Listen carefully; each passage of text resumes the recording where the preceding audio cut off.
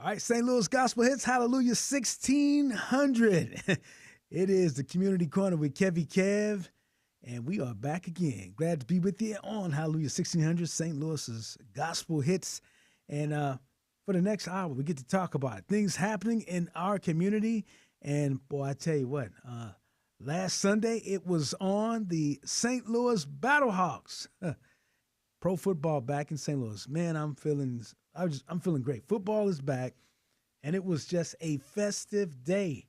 I got to talk about the Battlehawks, all right? And playing at home, their season, or the home opener, that's what it was, the home opener, big win as they beat Arlington and got the win. And, man, it was just a good time in St. Louis, man. Football was back. Remind you of the old dome-packed days of the Rams and football and all that. It was back, and everybody was feeling good, cacawing all over the place.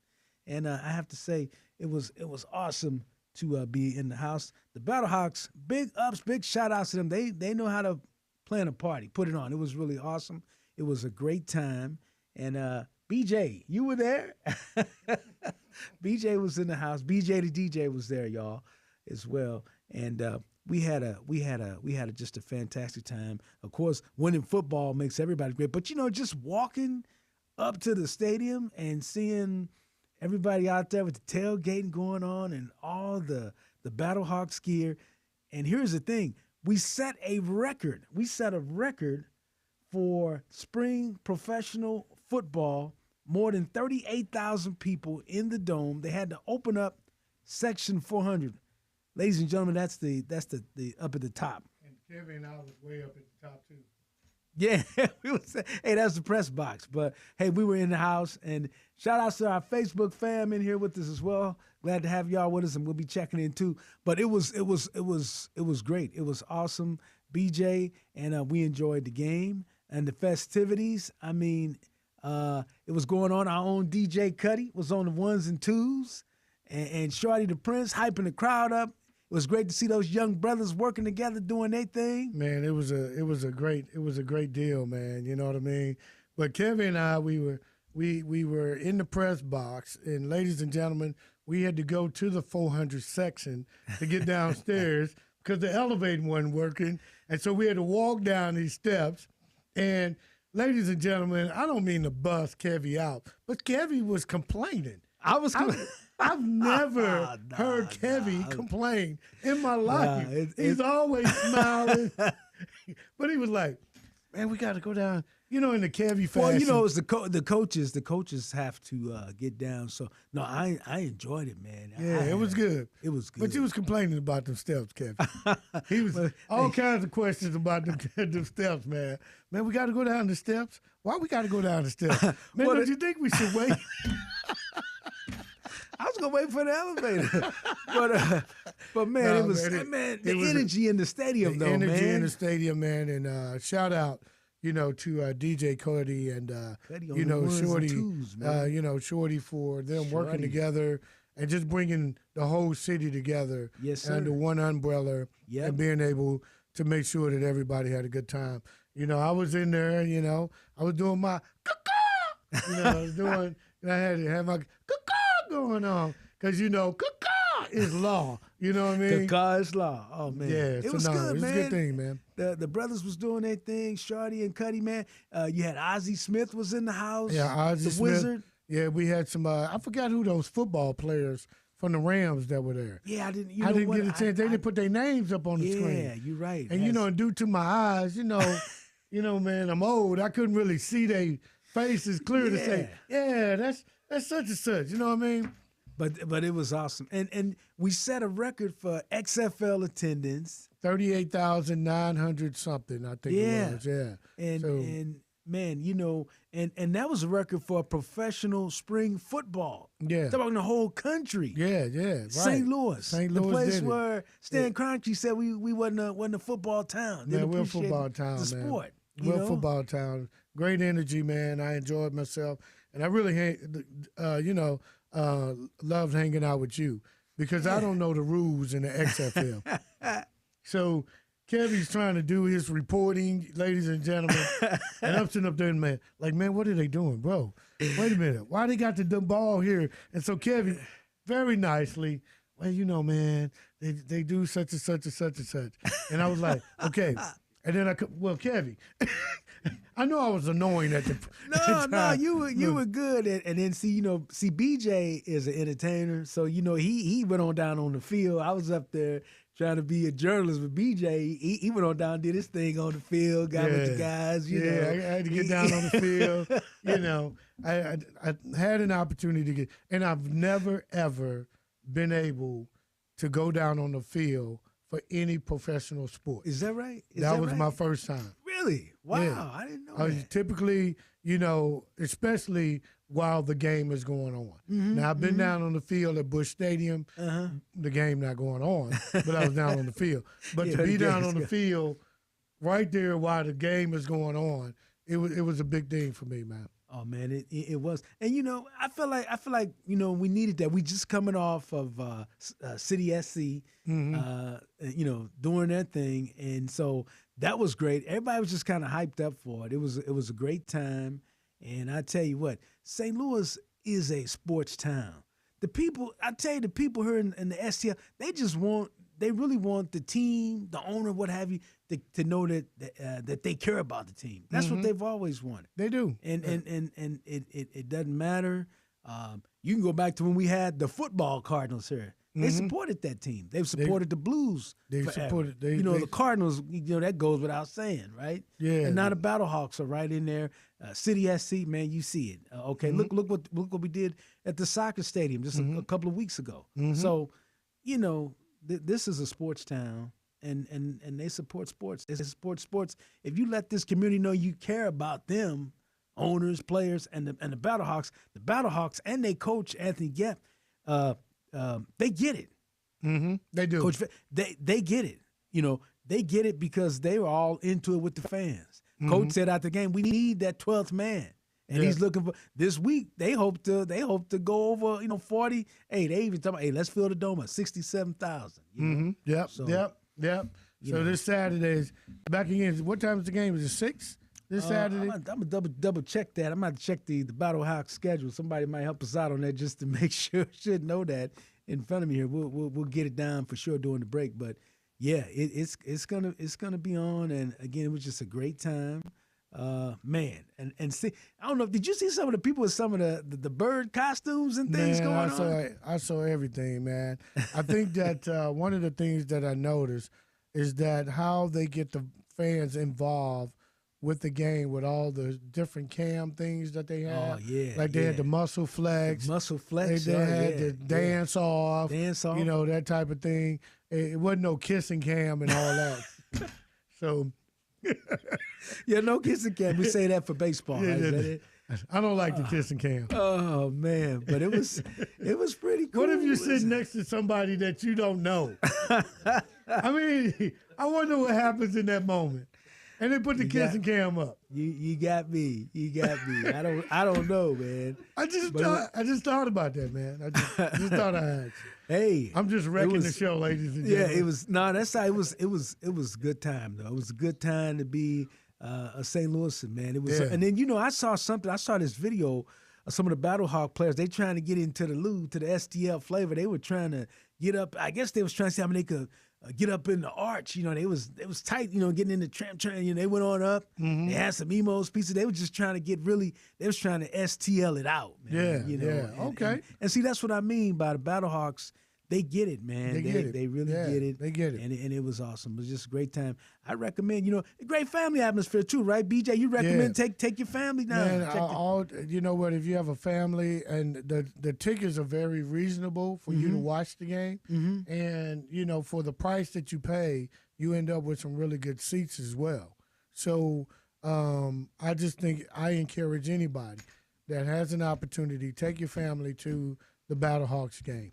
It's awesome. It's a great family experience. And something else I saw too, BJ, I don't know if you saw this, but after the game, they had setups for autographs. The fans could come through at the Dome, and they were signing autographs. They had sessions for the players signing autographs for the fans. You won't see that. You don't see that, man. You don't see that, no. So, I thought that was awesome, man. I really thought that was tremendous. And so, again, big shout out to this St. Louis Battlehawks just putting on a great party. It was a great time, and people are excited. You had, I know he doesn't like, he doesn't go by the Rock. Dwayne Johnson, one of the owners of the XFL, was on the screen, Yeah. and he was putting it down. Hey, caw is law. Caw is law. So it was. I think that people want him to come to St. Louis. Yeah, I think that's what they so. want. They want him here. They want to so see him. I think he's going to end up having to come. I think he's going to have to come through. Yeah, I think he's going to have to come through. Yeah, I think so. I think he's going to have to come through. So, hey, they off on a great road. They in first place in their division, 3-1 on the season, and hey, caw is on. I broke on my caw, man. I tell you what. So, coming up on the show, though, man, we're gonna, there's a lot of discussion, a lot of conversation, and thank you, BJ, for hanging out with us, man. A lot of conversation about the state. The Missouri House recently passed a bill that will give control of the police department to the state of Missouri back after having 10 years of local control. And so we're going to get a chance to talk to retired St. Louis Police Chief John Hayden. Chief Hayden, he's going to talk to us about a lot of things, what the chief is doing these days and enjoying retirement, and to get his thoughts on this whole situation of what that looks like and what that would be and what things would change and the whole everything on that topic. So we got that coming up, and then we'll get into some more surprises as well, all right? So we're going to take a time out. Come on back. This is St. Louis Gospel Hits, Hallelujah 1600. So stand by. We go back in just a minute. All right, Facebook fam, check in with us too. You might have some questions, comments, thoughts for the chief. And I want to hear that. You might have some, hey, if you went to the game with the Battlehawks too, give me, or watched it on TV, whatever. Let us know. Let us know what you think about that. We'd like to get some thoughts on that. Ed's working everything. Ed, you got us online too, and I'm looking on the page here now. Let me see what I'm doing. What we got? Okay, I'm looking. Go to the main. Is the chief almost here? Yeah, he probably is. Yep, I'm gonna call Chief because I didn't. I had my phone set. It couldn't ring live on the here. All right, Facebook, we got it happening, y'all, fam. Yeah, he would. Good thing it didn't ring, huh? Think he didn't call.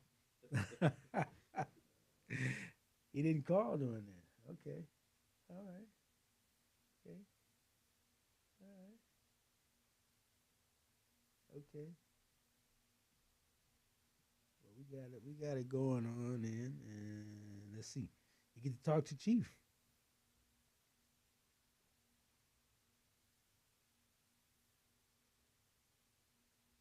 All right.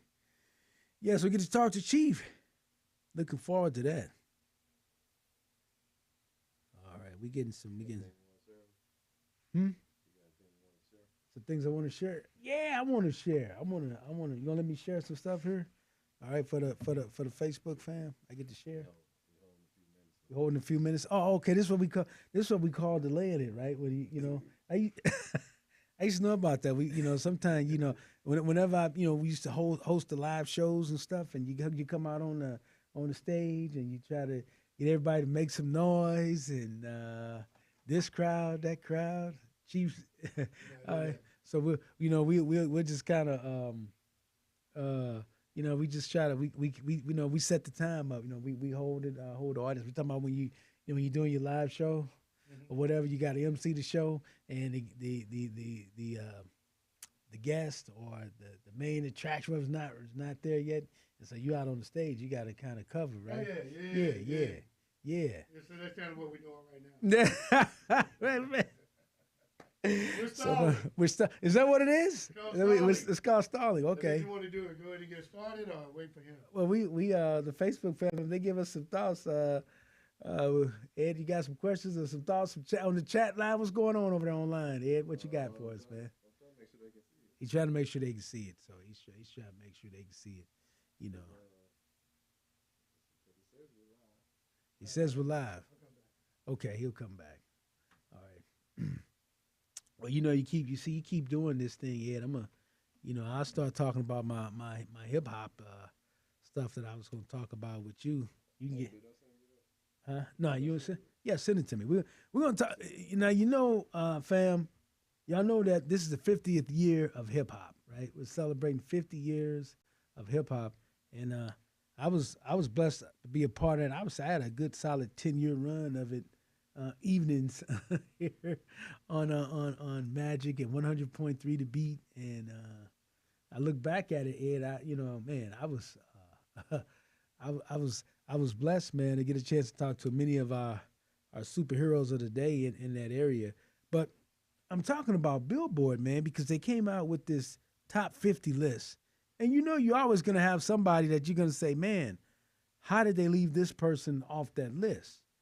But when I look at that list, oh, here's the chief. Here's the chief here now. Hey, chief, how you doing?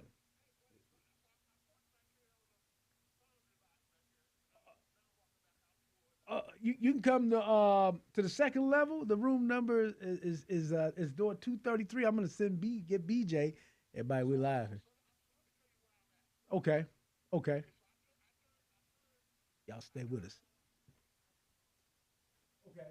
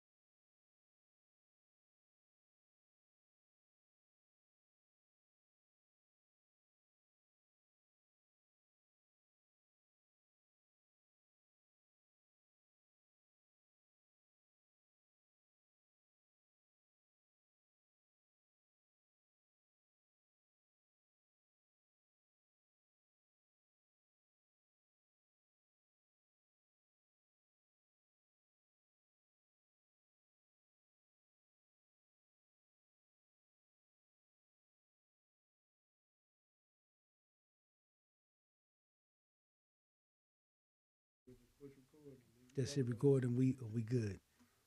John, I appreciate you so much doing this, man. Definitely.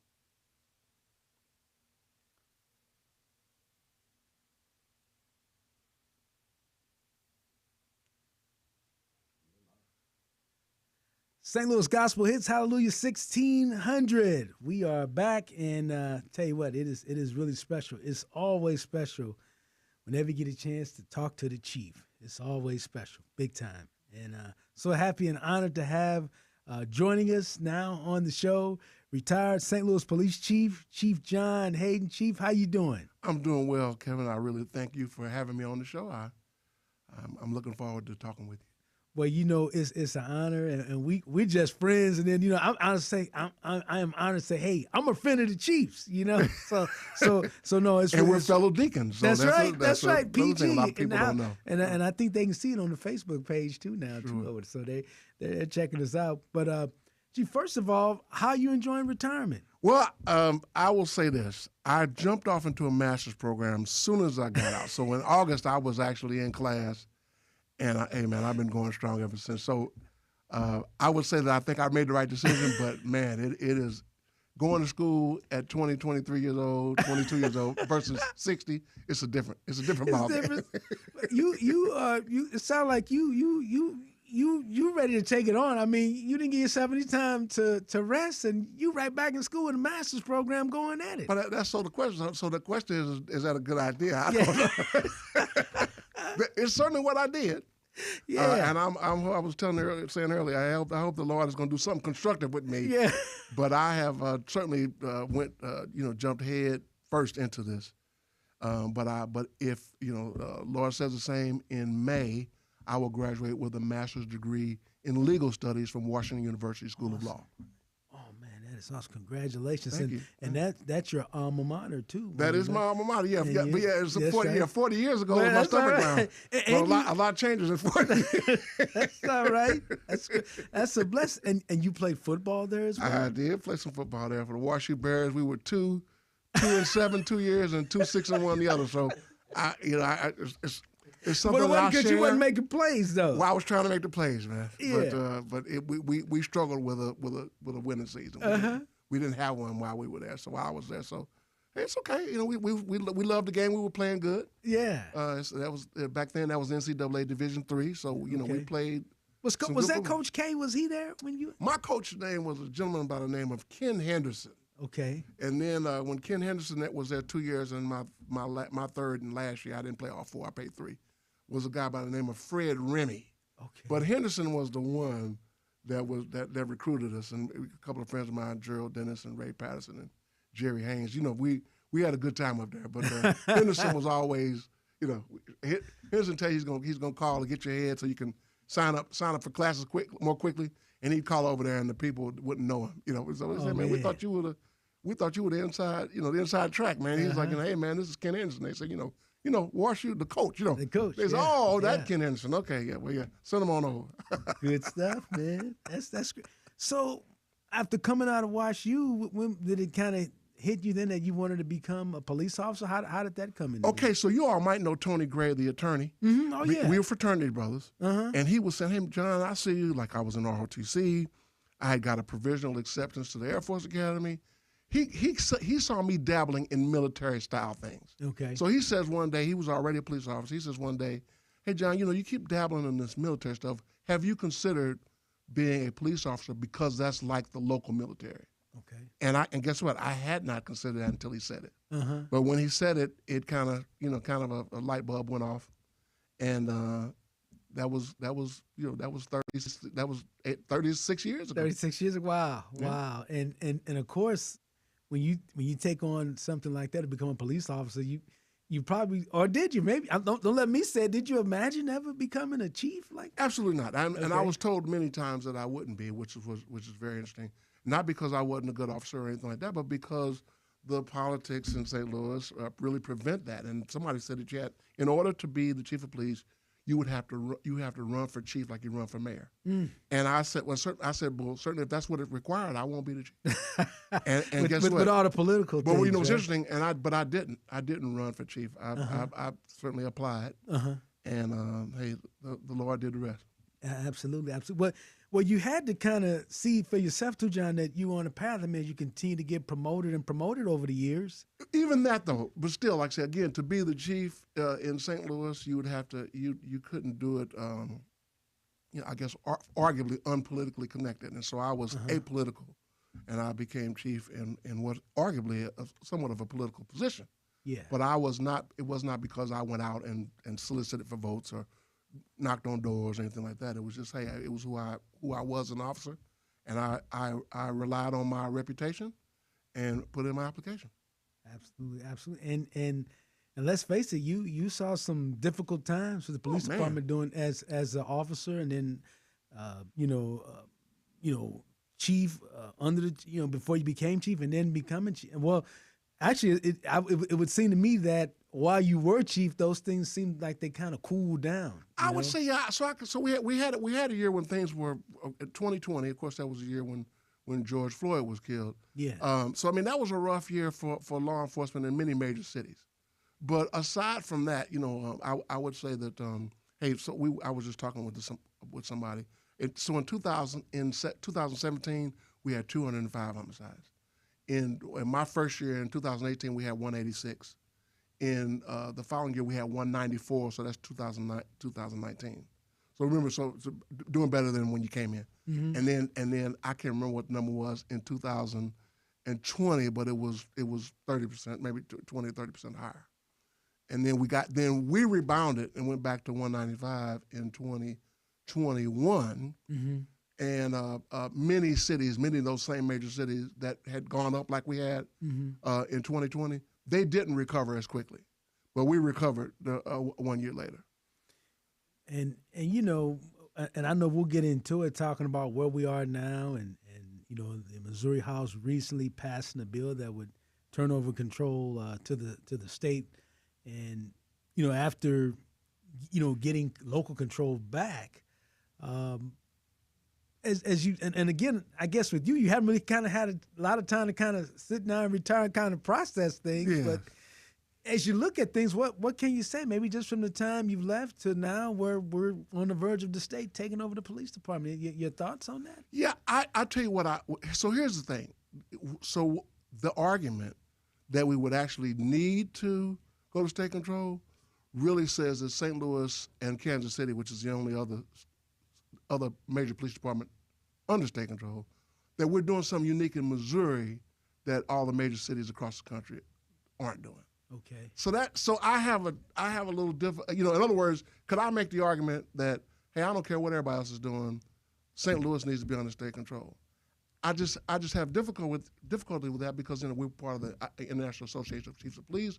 We are a part of everything else that everybody's doing, and to argue that somehow we're different when it comes to control of the police department, whether it's state or local, I just think that's a hard argument to make. That being said, hey, I think that some of the things that I've read in the paper really talk about things that I don't know that state control would fix, like recruitment, retention, morale, protection of the officers. So in other words, if people are saying the reason why we want state control is because of recruitment, retention, morale, protection of officers. If that's the reason, I don't know that state control would fix that. State control is, hey, I'm gonna tell you probably the area that's most noticeable when we talk about city control versus state control is like the approval process. So when it was under state control, the city, the police department pretty much functioned as its own entity, had its own personnel department, made all of its own contractual arrangements with respect to sole sources and things like that. So you can get things done pretty quickly. Now, of course, but like as every other major city, that's a process. At some point, the Alderman approved a budget. And so you see what I'm saying? It's a lot more steps to getting something approved. That's probably the most noticeable difference when it comes to administrative. I certainly think that that each chief has been accountable to the neighborhoods and the automatic board. So I'm saying so functionally.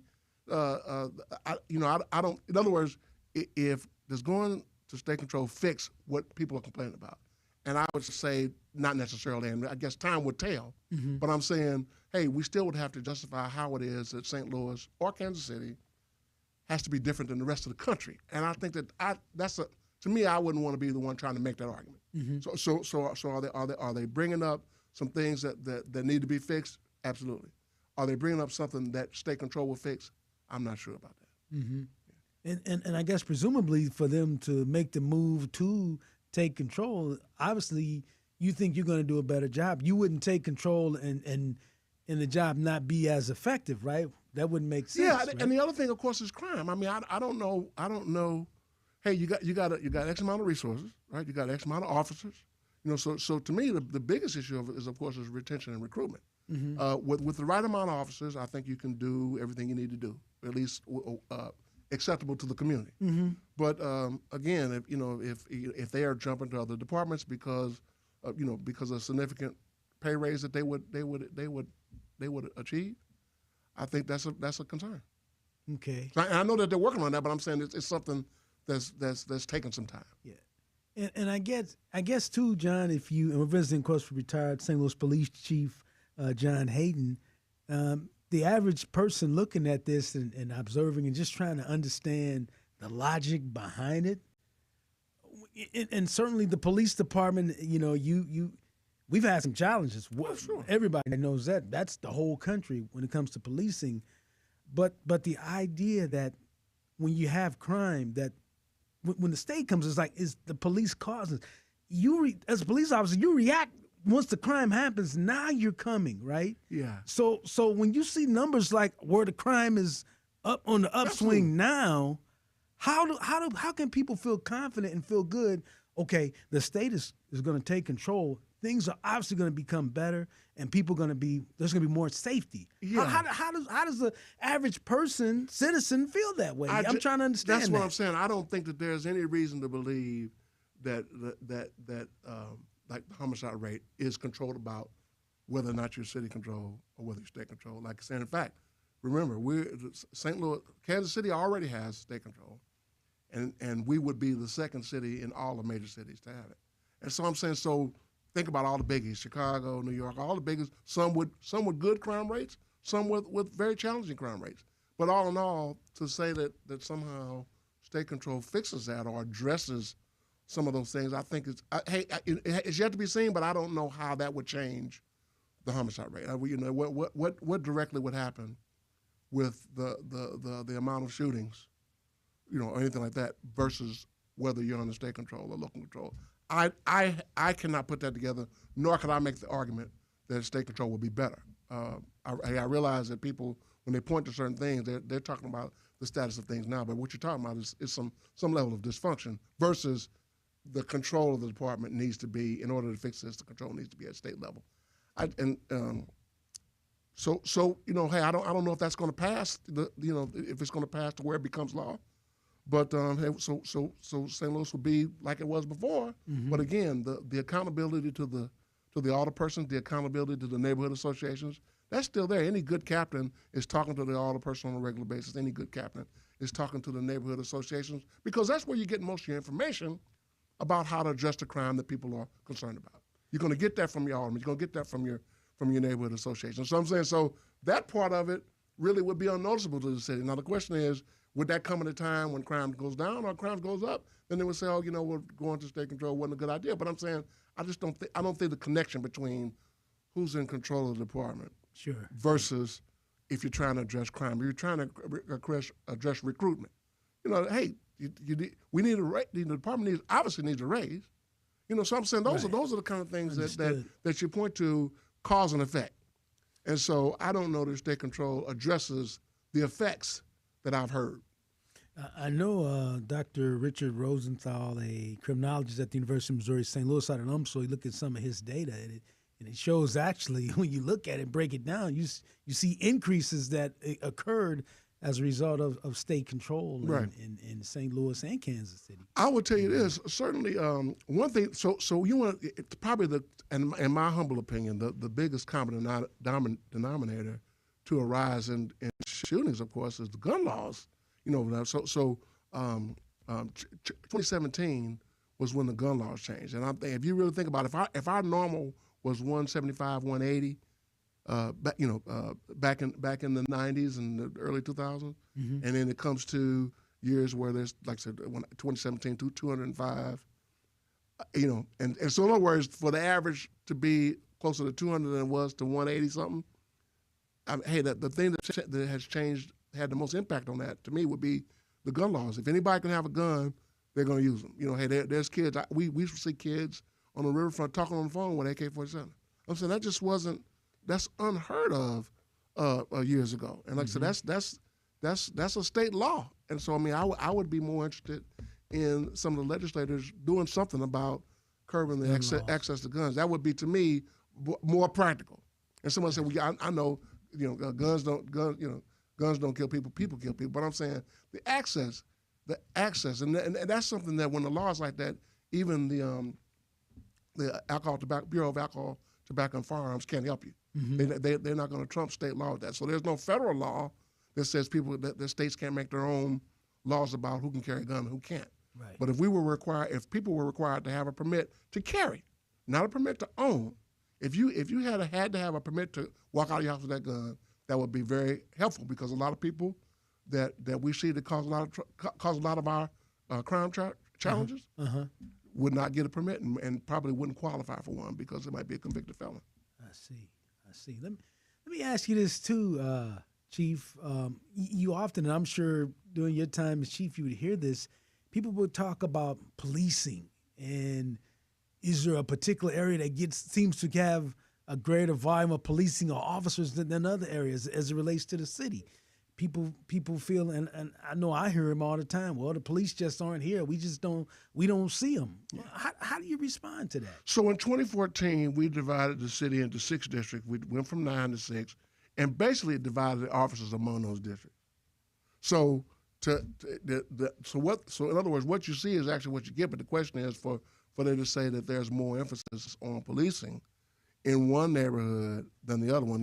Those beats. Mm-hmm. Each district has 9 beats, and so that's all. So that's a really close as possible to be the comparison. So they would just so there was not taken into consideration the types of crime. It was just the volume, and so if some neighborhood has more more tendency to be more violent, then that neighborhood did not get more officers, where I think that they should have. Mm-hmm. Yeah, because I know you even had your Hayden's. Ring, or I'm trying to square. I want to make sure I'm saying it right. Yeah, the rectangle, sure. And that's just, and you think about it, that's a swath of land, pretty much where, if you go down Natural Bridge or either side of that, start at Goodfellow on either side of that to Vanderbilt, a couple miles either way, a mile and a half either way is really the bulk of a lot of crime, and so that's why we focused there. But the point being is that was also, it was 186 homicides that year. So I'm saying, there's something. There's some people say, well, what was the cause? Hey, I think that we focused on the most violent portion of the city, which we have come back to do. I'm proud of my retirement. Focusing on the most violent areas. So there's something to focusing on your most violent areas. That's going to be where you get your greatest success. And violent people, violent places and violent people. And certainly the philosophy is if people know that the police are in the area, less likely maybe that things will occur. That's got to be the philosophy. I think so. And then of course, like I say, you're focusing on people that are responsible for most of your violent crime in the first place. So if you do that, if it doesn't decrease, certainly you will control the amount of mischief that they can cause. Mm-hmm. So the next question then has to be talking about the relationship. The relationship. I don't have to tell you that relationship, especially in the African American community, it's not where you want it. I know, because you see this one when it becomes time to recruit, and you want people that look like that community as police officers, sure. and you were very outspoken about the challenges of just even trying to recruit officers. Right. Well, first, if you go back a couple of years, the first thing that I thought that was a hindrance to our recruitment was the ability to have to live in the city. No other, we talk about being the only one. Mm-hmm. No other department in this region required that, and so we're trying to pick from the same pool, of people that want to be policemen.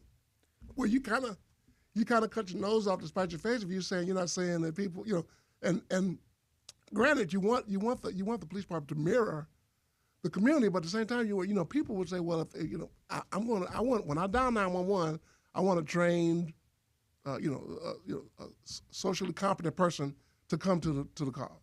Now you might prefer that if you live in North St. Louis, that be a black person, but I think that when you're in distress, you want a trained person that's going to be professional to come to the scene. I think we'd all agree with that.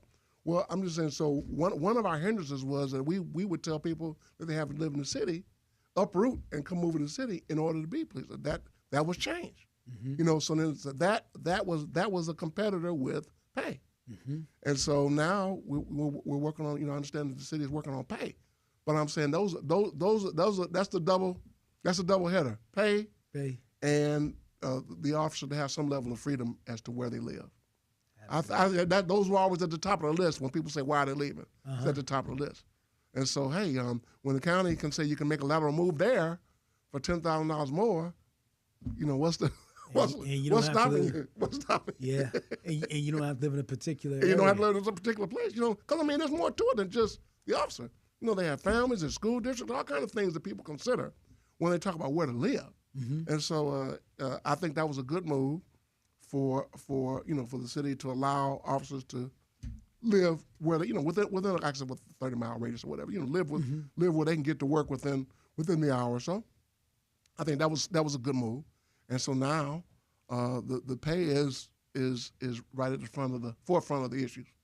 And I think that once that's addressed, I think that because people I'll be honest with you, you talk to officers that left, they liked working in the city. It's fast paced. Okay. So you don't become a police officer to do, hey, twiddle your thumbs. You cut right. You don't become a police officer to twiddle your thumbs. You become a police officer because you want to have an impact. You want to make things safer. You want to have an impact, and you really want it to happen soon. Yeah. So when I would arrest somebody for robbery in a neighborhood where I knew that the old ladies were terrified, they wouldn't have to say thank you to me because I knew I made them safer. Yes. And I think the average officer feels like that calling is answered by their presence. And the best way you can see that, in action is a place where something is happening. And we're at no loss for issues to address in the city when it comes to violent crime. Absolutely. All right, we are visiting with retired St. Louis Police Chief John Hayden. Chief, hopefully you got a few more minutes for us. We have a few more questions to get to you. That'll be fine. And we appreciate that. All right. This is St. Louis Gospel Hits, Hallelujah, 1600. We're coming back. All right, John, thank you so much. We're going to come on back. And Facebook fam, you can, if you got some questions, comments for Chief, please hit us. Touch base. Chief, you open to answering questions, right, Chief? Yes. Online? Yes. Chief is open to it. So I'm checking some comments here right now. Let's see what we got. Oh yeah, can I get that again? Okay. All right. Oh yeah, I can read it. Because the word is so well. All right, that's good stuff. That's good stuff. That one is somewhat of a follow-up question to this. Okay. So, but that's the main question. That's the main. And that actually ties in with what he was saying about the crime hitting up certain areas. Mm-hmm. So it's like. Oh yeah, no, this is good. I'll let you get it. This is real good. All right. You check anything online? We got anything there? And let's double check it. Got to figure it out. Yeah, we kind of figured out. This is show number 4 for us, Chief. Okay. We figuring it out here. Now are you here every day? Every Monday. Every Monday. Every Monday we do the show. Feel good. 2 Chiefs had Chief George on. Okay. Chief Sherman George. Yeah, good man. John Hayden. Good man. We doing some stuff. Good man. TDL, I mean. Okay. We sure did. So we Zoo Hall of Famer Joe Moore. So we making some fun. Well, I guess normally BJ comes in. I guess he's good then, right? He's good.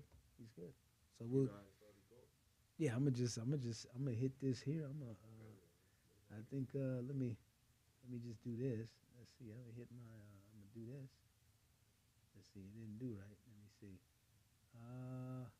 Maybe I better get him. We got a whole segment of 12, but I'm looking at how come it's not moving when I stopped it, right?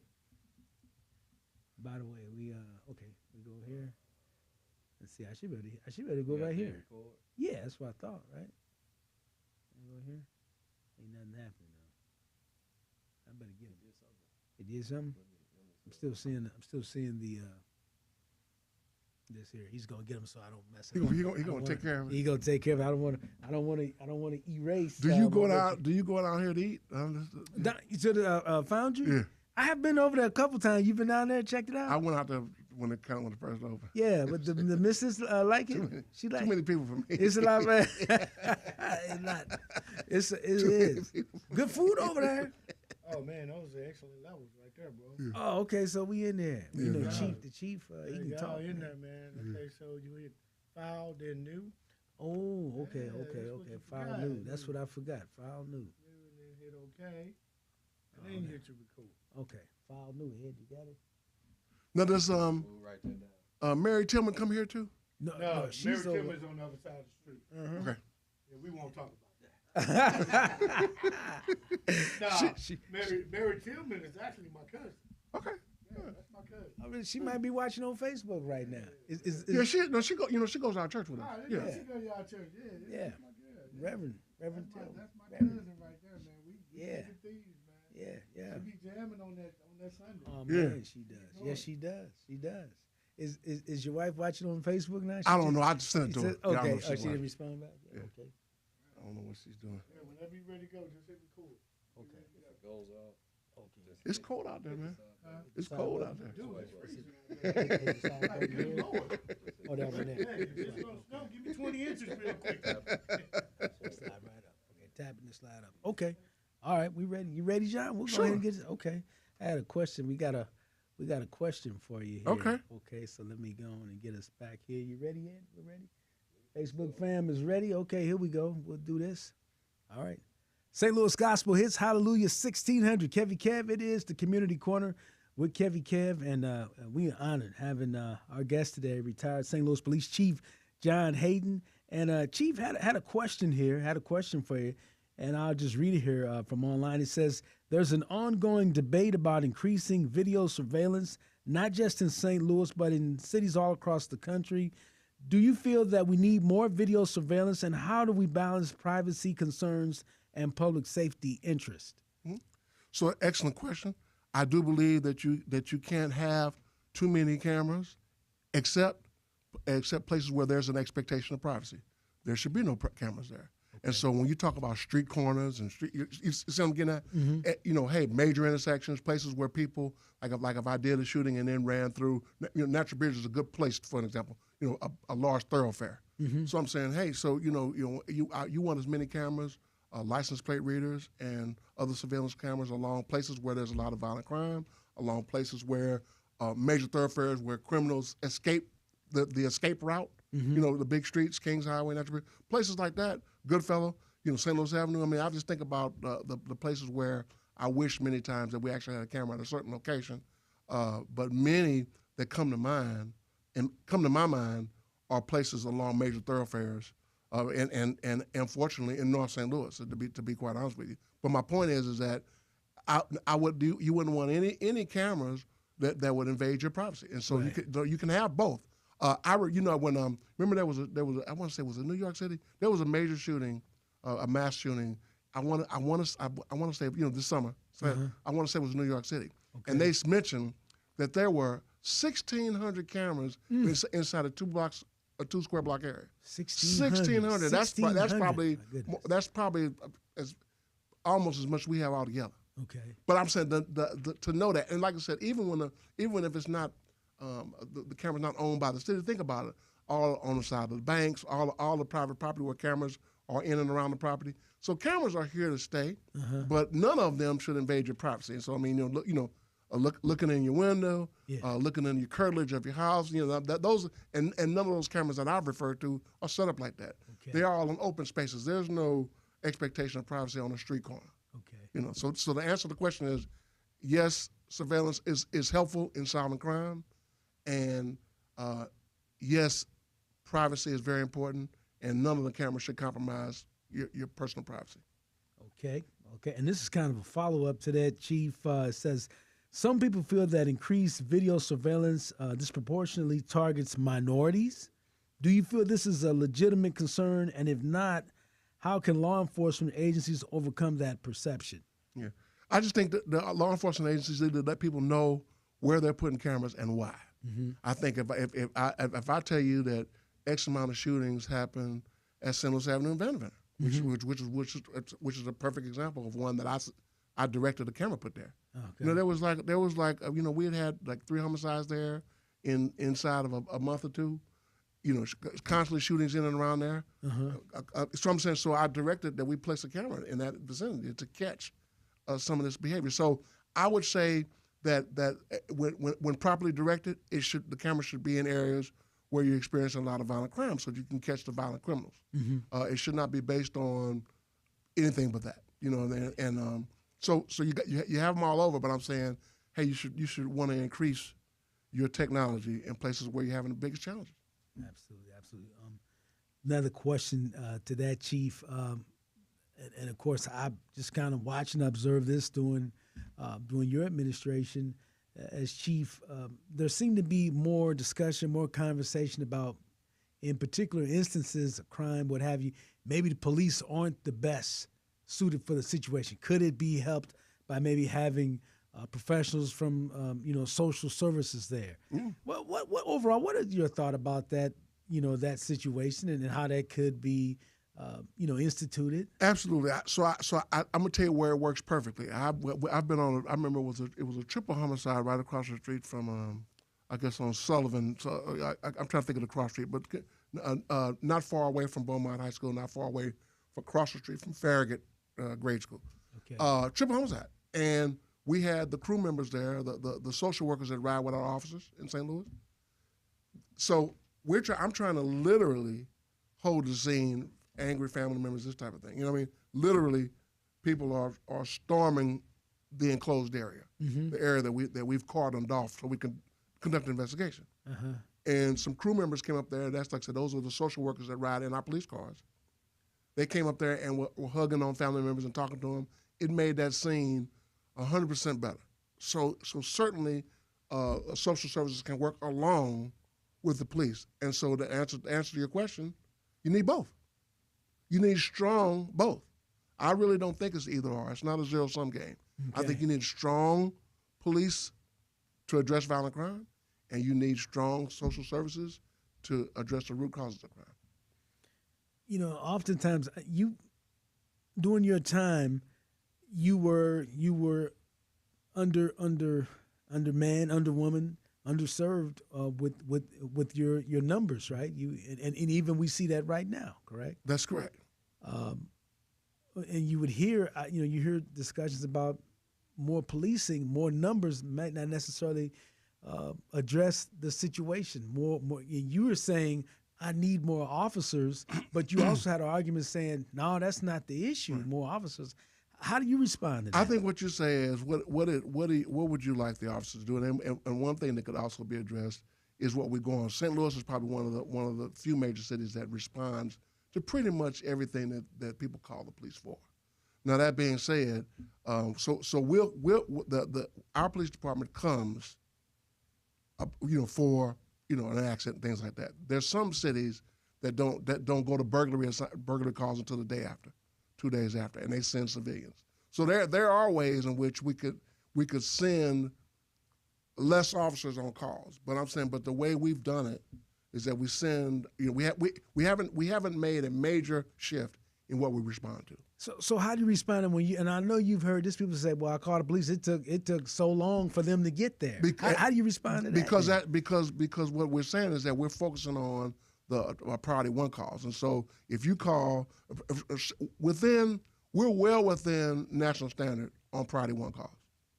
Priority one being your violent crimes, shootings in progress, robberies in progress, things that really concern people. We're still within national standard on that. But when it comes to suspicious persons, things like that, it could take some time before we get there. So that's I believe that's still true now.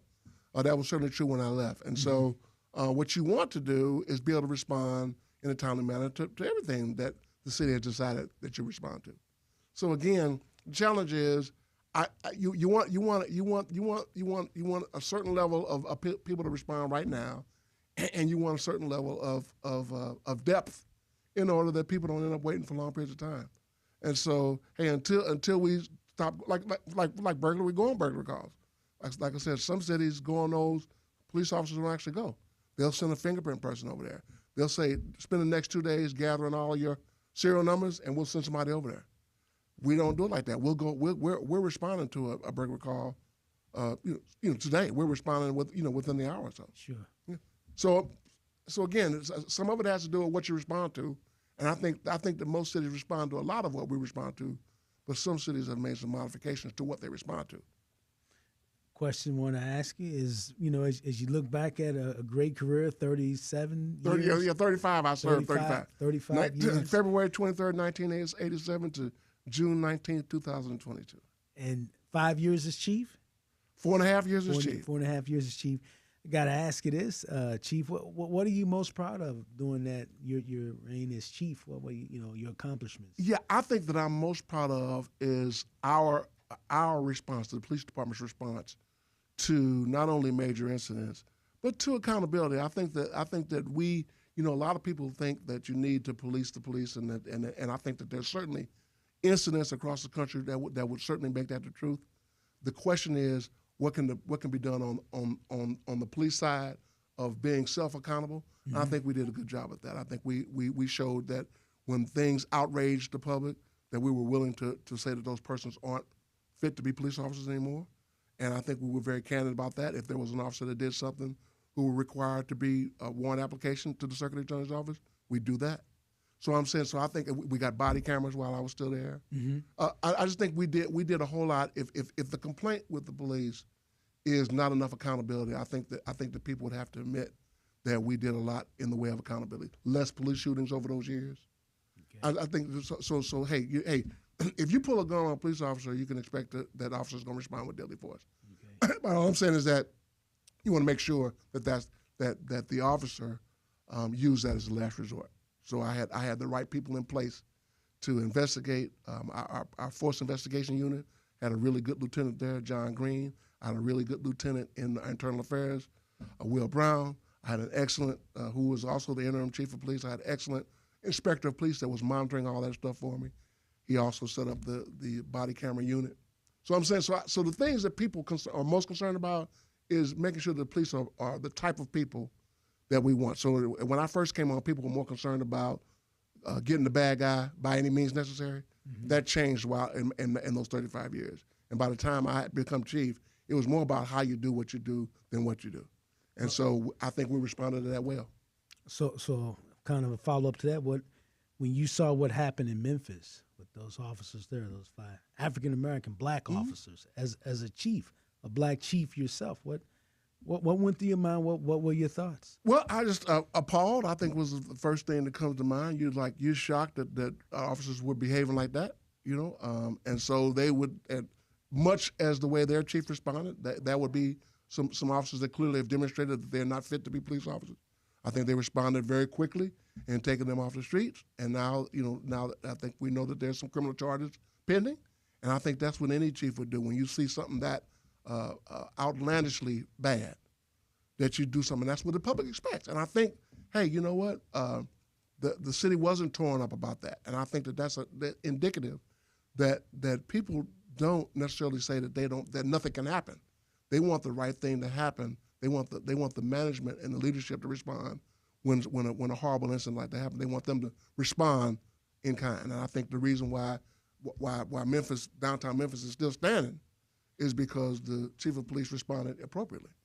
All right, one final question, wrapping up here. So St. Louis, as we sit here in 2023, with regard to policing and the future, what do you see happening? What would you like to see happen? Here, I would like to see the officers get a significant raise. I think that's going to make a big difference in morale.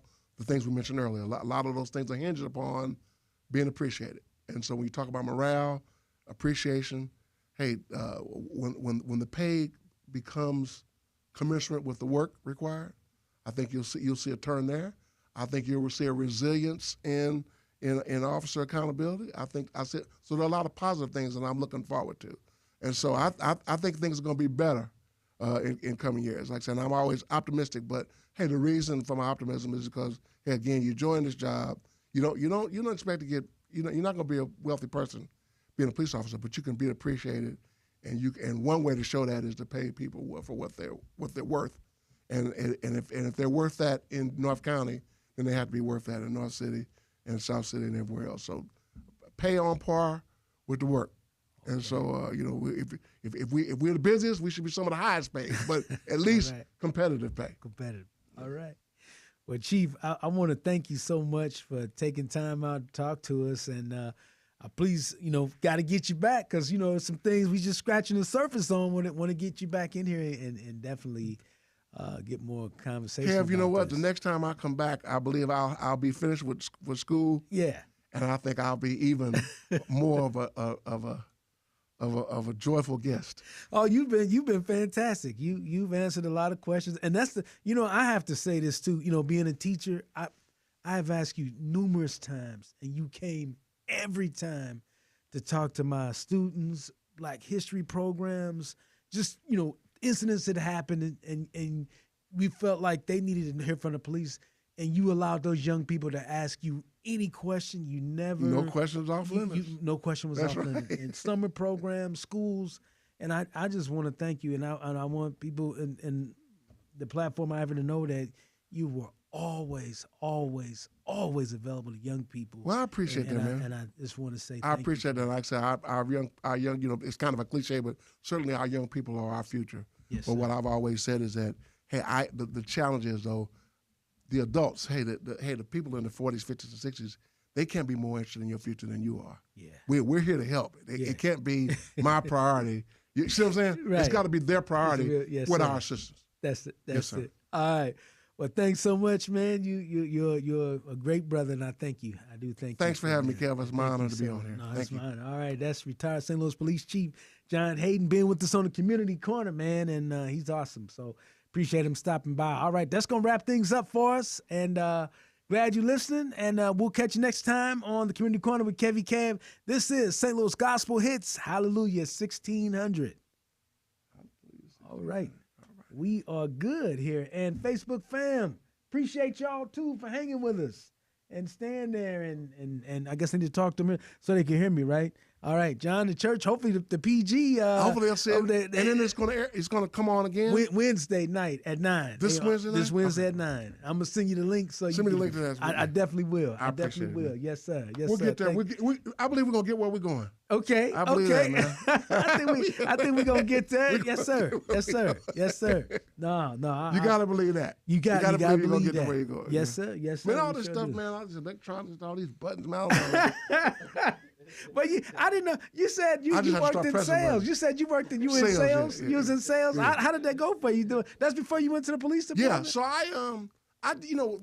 what they wanted you to do, and I mean, this is a strategy. They want you to do is get into a bunch of debt where you're desperate. They want you to process in a desperate way, man. Let me tell the Facebook fam we gone because I don't want nothing going out that we don't want. But I'm saying, so that's the strategy. So what I realized then, we still live here. You got us here, Facebook fam. Look, what I realized then was that a commission check was not my motivation. Okay. That's what I realized. Okay. You that's said how do you get out of this? Yeah, not that there's something wrong with it. It's just that that's not going to be, that's not going to be a motivator for me to give all I can. It's just how much, it's not all about money. Yeah. So I mean, I remember I got Freeman. A big deal to them is I got Freeman Railroad Salvage on there. Freeman only did TV. Right. And so I got, I went over by there. You know what he said? He said, young man, I think your future's bright. I mean, he got on there because he liked me. Avery Freeman. Okay. But I'm saying, everybody in the mama had been over there. The big closers had been by there trying to get him on there. He didn't want to do it. He did because I was a nice guy. When I told him I was going to be a police officer, you know what, I can see you in that light, But he finally bought some radio time. That was a big deal to them. That was a big deal. Because everybody had been over to buy that. Wow, that's They cool. said, you're a natural for this. You're gonna make a whole bunch of money. How long did you do it? Probably just under a year. Just under a year. Yeah. That was enough for you out there. That was tough. But I remember, the whole thing about cold calling and they we don't nobody don't come back in the station unless you got all that talk, man. Yeah. And I was we talking about Wally. Wally was like, man, don't be listening to them, man. don't let that ruin your. Don't sit at home and think about this stuff on Sunday night. They ain't gonna do nothing. Ain't gonna do that. But he had that attitude. He was good. He was good, and he became general manager at one of these places. Okay. But I'm just saying, he was just like, yeah, of course they want you to. You got to make some effort to get people on the radio, but not people don't have to feel like you treat them like crap in order to make sales. Man. Yeah, people don't have to feel like that. So, but we felt like all the time. Don't come in the building. Unless you made some sales, eh? And you made some sales, and come on back in here. And I remember some of the people that have been around. They said, you know what? When they start acting like that, you go home and sit at your kitchen table and then come back. Yeah. You know what I mean? It ain't don't let, like I said, you're internalizing this stuff. Right. That sounds like teaching. I'm sure your daughter can tell you about, you each day is a new day. You feeling bad about this stuff. That's what they want you to do at home, praying and crying and all this kind of stuff. It says, when they say you can't come back in, of course they didn't have laptops then. You go home, make your calls. Yeah. You go home, instead of sitting there making calls, okay, they don't see me. Uh-huh. I'm making my calls. I'm calling, say, you want to buy the radio this month, and I was going to tell you next week or whatever. Yeah. And then you come back at 4 o'clock, because it's all you know what I'm saying. Uh-huh. If they don't want you there to 4, don't come back to 4. Right. Don't be like feeling bad, like Phil, and just don't come back to 4. Beat them at their own game. Right. No problem. We can't come back. We'll see you later. And I was like, oh man, get out of here. And I remember it was wintertime. It was cold outside too. Uh-huh. And I'm walking in places, a slack shack or somewhere. Uh-huh. Hey man, y'all want to get on? No man, we can't. Then they get on other stations. We heard them on the station. You better go back in there. Yeah. Oh man. Yeah. We'd have to listen to other stations. I remember we'd have to listen to just listen to other stations. See who was on there. Uh-huh. KATZ at the time would have been a competitor. Right. Because you was at Magic, right? I was at Magic. Okay. But I remember, so you listened to black and white stations. You listened to Casey and all this stuff too. Seeing who that commercial, who that folks was they had on. So just a funny story about Hallelujah. One of them, I don't know if it was WESL, one of them had a lot of gospel all day, and you had people on there. And it was a young lady, she said, John, you mind trading with me?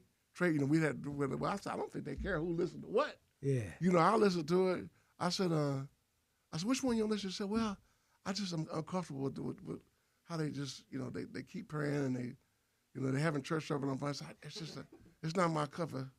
I'm not as comfortable listening. It's not music. It's prayer service and all this stuff. and I said, what are they saying on that? She said, hallelujah, hallelujah, praise the Lord, praise the Lord.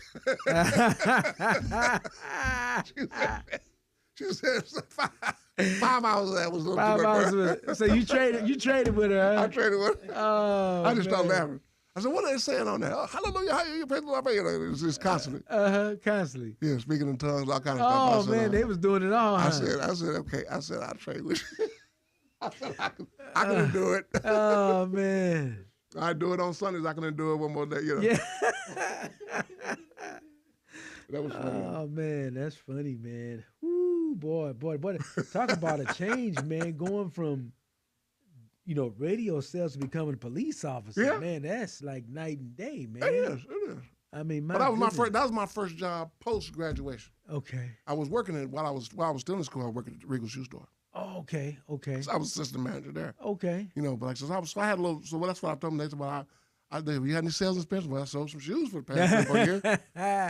That's a tangible, radio time is intangible, but I think salesmanship is salesmanship, Yeah. So, so I got a degree from WashU, and so they said, well, Say you in there. Well, they said, we don't know about the shoe store, but WashU is something that we improve. I know that. We'll give you a try. Right. We'll give you a try. They got you in a lot of doors. I know that did. Yeah. Man, that's shoot. The police department, I'm sure glad when you told me I'm gonna watch you, Grad. They was glad. They said, "Come on Well, in." you know what's funny is that so right after I started working in Magic, 2 weeks after that, the police called and said, "Come on, you ready to be a policeman?" Now, I've been on the wait list for a year and a half. Oh, really? Right. You been on a year and a half? A year and a half. Wow. So they said, "Hey, you ready to come?" I said, "Well, when is this is like on a Tuesday? Wednesday? When did it start? Monday." The academy started. Yeah, I said Monday. So I started like 4 or 5 days notice. So you had to tell Magic you was So I going? said, no, I didn't tell him I was going. I said, when do I have to? I said, when do I have to tell you the answer? So before you get off the phone, I said, I got to tell you whether Right I'm on going the to work for spot? the woman right on the spot with no thought after. I said, because my dad's out of town. Well, this is a job we offering to you, not your dad. You know. Oh man, they was talking like that. Yeah, talking huh? like that. I said, I got to answer before I get off the phone. And they said, yeah. I said, well, the answer is no. All right. Okay, you told them no, huh? And they said, it was dead silent. Uh-huh. And then when they waited, like 15 seconds later, they said, okay, are you sure about that? I said, what? I said, wait a minute, are you sure about it? You negotiated with him. I thought you said I had to tell you if I got on the phone. Uh-huh. If you give me some hours, I might be able to tell you yeah today. Right, uh-huh. You know, but you told me you said I had to do it if I got off the phone. Uh-huh. If that still is the answer, still no. Uh-huh.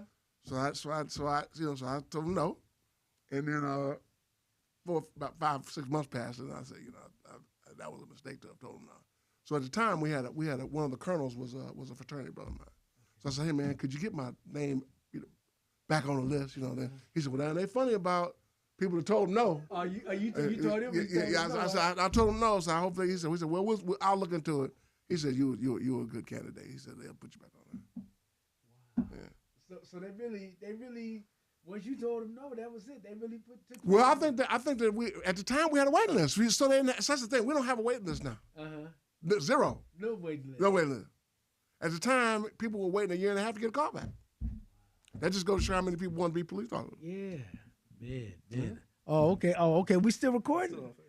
We still. I thought we still live. We still live. I ain't going. I thought we was so gone. Facebook heard the whole Magic One Facebook heard the whole thing. It got us out. Okay, that's good. At least we were using proper language. Yeah. That's right. We didn't say. Yeah, man. Since we're on the church too, that's good, right? Yeah. We didn't say anything bad. We didn't say anything bad without anybody. I thought Ed had. See, I thought Ed had us off, man. Okay. Well, I guess we'll close it out now, then, Ed. Then we could really start talking bad, then. Right? Right. But no, that's all true. I got one question. Yeah. You got a question? Yeah, they probably can't hear me. So you might. Oh, they can't hear. They can't hear you. They can hear us though.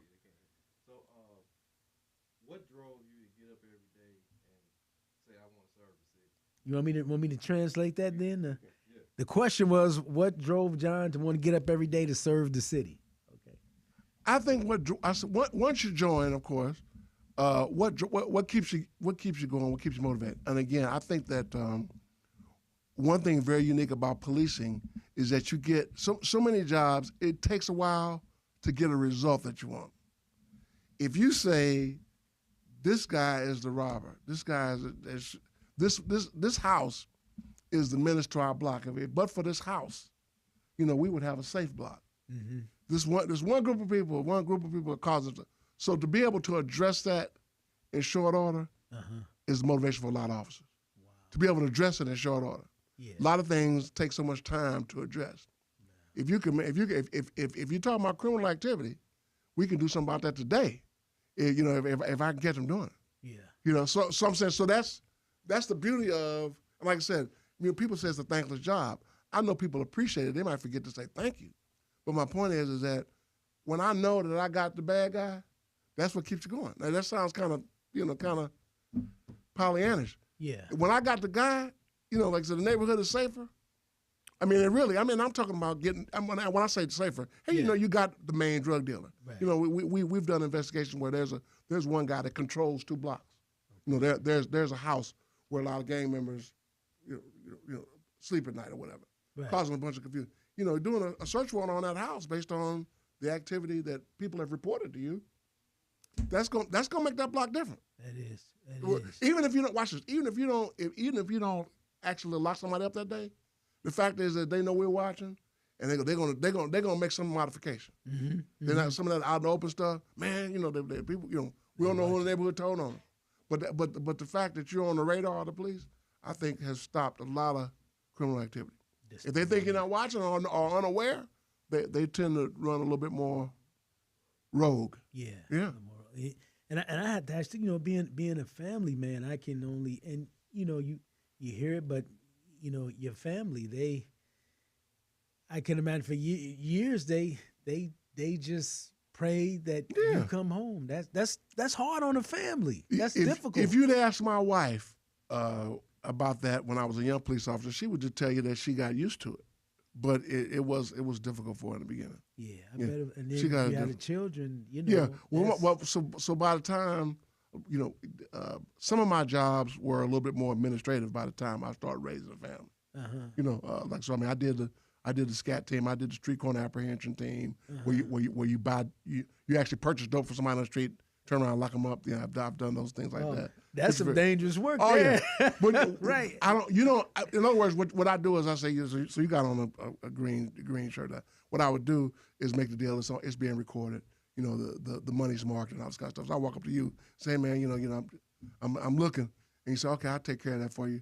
So then I'd make the deal with you, and I start walking away, and I would say, green shirt, this guy, stand on the corner. Right. I would start saying that kind of stuff, and all of a sudden a different group of people would come arrest you, and you didn't run because you didn't know why, what's going on. Right. So we were able to catch a lot of people because they didn't automatically assume anything, or if I run, maybe they'll think I did something. I don't. Who is that guy that just left here? I don't know what that is. They wanted to go that route. Right. And especially if I had the drugs nearby and stuff instead of in my pocket. Yes. If I had it nearby, so it's just drugs. What am I running for? I don't know who that guy is. Well, he said I did something. And I'm still probably in sight. Yeah. They should know I was mic'd up. Wow. But I'm probably still in sight. Saying, man, I didn't do anything. Man, what's going on? What y'all want? What you jump out boys want? Oh man, that's the jump out. What y'all want? My goodness, man, woo, boy. Yeah, that's it. But I enjoyed a lot of it, but mostly the reward, the nearly the soon coming reward. I know sometimes it's not instantaneous. Yeah. But the reward, I remember locking up a murder suspect and these things. Sometimes we get investigation going, man, lock up a guy the same day, killed 2 people. Yeah. Earlier today, get him today. You got him. Yeah. It's the neighborhood is safer. We got the guy. And y'all got him. Yeah. That's what the public wants. Yeah. They want to know that they can't say that ain't nothing gonna happen, but they want to know when something happens, the police is on it. Police are on it. Man, I guess something I wish I'd asked while we were on. Of course, I guess we're on Hallelujah 1600, so this is a very appropriate question. But knowing that you are a man of faith, and the work that you do or did, how do you? And not only you're a man of faith, but you're a deacon, and then now you like you say, you out there dealing with all types of everything. Right. How did you for years, handle that with your? Well, I'm gonna let you. Yeah. Well, here one thing you do is you pray often. Hey, there were plenty of times where I was what I had to do that day was unsettling. I was very concerned. If a guy says, hey, I remember a guy that robbed several banks downtown, and he had told everyone that he wasn't going to be taken alive. He had told everybody that. He's bragging to people, hey, when they come for me, it's going to be a shootout. And so I remember when we knew where he was, and I was praying about that. Hey, man, Lord, I don't want nothing to happen. I want everybody to go home safe. Right. I'd like to take him into custody without having to use my firearm. Right. But I remember praying about that, man. But police officers are used to running toward things that others are running away from. Yeah. So you don't think about what's going to happen. You just say, hey, I know that the Lord, as long as I'm doing my job with integrity and dignity and honesty, hey, the Lord's got your back. If you're doing something crazy, can't expect the Lord to help you with, with beating up people or planting evidence on people. That you can't expect the Lord to protect you under those circumstances. And so I never did that. No. So I see this. I guess this is our off the mic segment. But as a chief, and this happened while you were chief. Of course, it wasn't here in St. Louis. But what did you think as a chief when you saw what happened in Uvalde, Texas, where the police were there, and they, the chief there, they didn't go in. The kids were there. Well, Yeah, I just think that I don't doubt that some of those officers might have wanted to go in or something like that. I think that sometimes policy can really get y'all, can get y'all messed up. Mm-hmm. Was anybody there brave enough to go in? The answer I would hope would be yes. But the thing is that if you got so much red tape involved, well, who's got to make that call? Who's got to be on the scene and all that kind of thing? It really sometimes your policy really gets you jammed up. But if you got but somebody would say our culture. Hey, our police culture is definitely in St. Louis is definitely let's go get the bad guy. And so there was no hesitation when that situation presented itself. The officers. So I wasn't surprised at all that the officer went right in and took care of business. Mm-hmm. Because that's who we are. That's our reputation as a police officer. Sure. Show me a bad guy, I'm going to get him.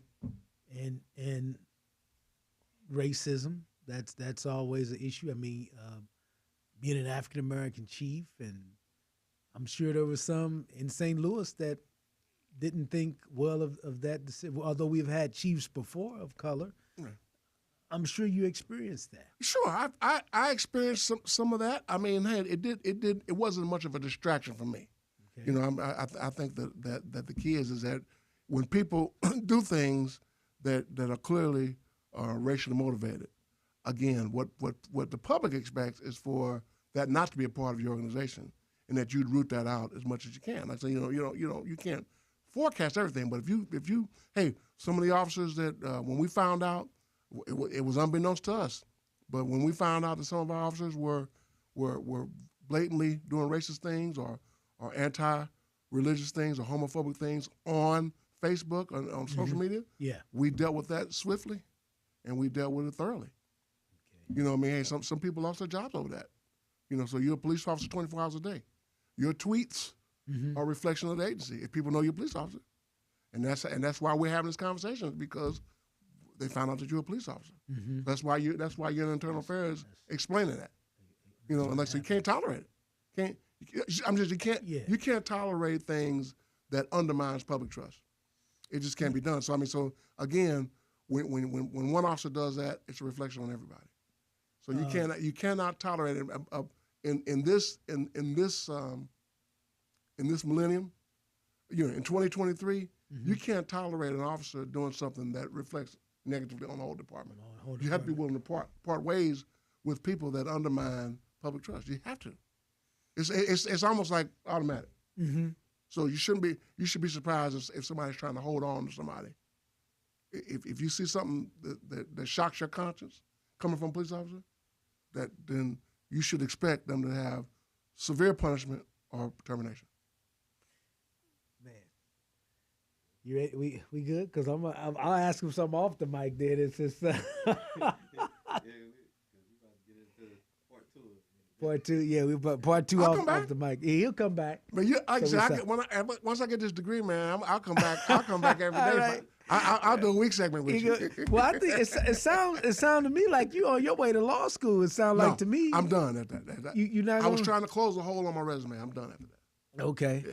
You don't want to go to law school? I don't want to dedicate that much time and effort anymore. Okay. Yeah. You might change your mind. Well, I'll tell you what.